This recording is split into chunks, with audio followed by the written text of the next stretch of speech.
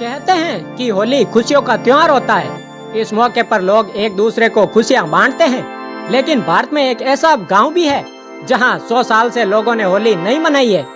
होली आते ही इस गांव में सन्नाटा पसर जाता है, जैसे कोई मातम छाया हुआ हो। इस गांव का नाम है दुर्गापुर, जो झारखंड के बोकारो में पड़ता है।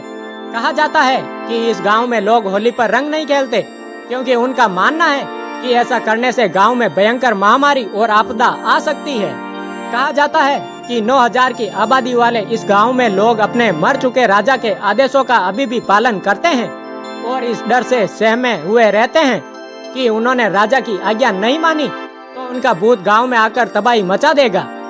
इस गांव में एक कहानी प्रचलित है। लोग कहते हैं कि 100 साल पहले दुर्गापुर नामक इस गांव में दुर्गा प्रसाद नाम के एक राजा का शासन था। उन्हें होली का त्योहार बेहद पसंद था, लेकिन एक रोज होली के दिन ही राजा के बेटे की मौत हो गई।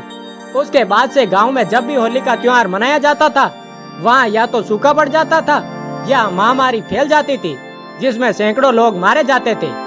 महामारी से तंग आकर राजा ने समस्त प्रजा को होली का त्योहार न मनाने का आदेश दे दिया।